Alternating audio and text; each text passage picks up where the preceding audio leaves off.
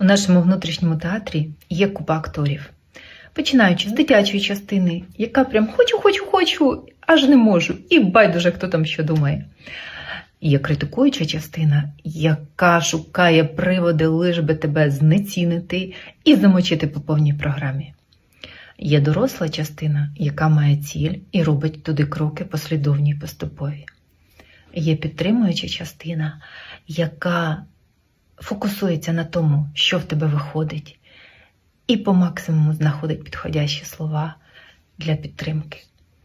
І поки між ними йде боротьба за головну роль, туди зливається вся твоя енергія. Та як тільки у них з'являється режисер, який визначає, кому надавати головну роль, у них з'являється мир. І кожна отримує своє місце.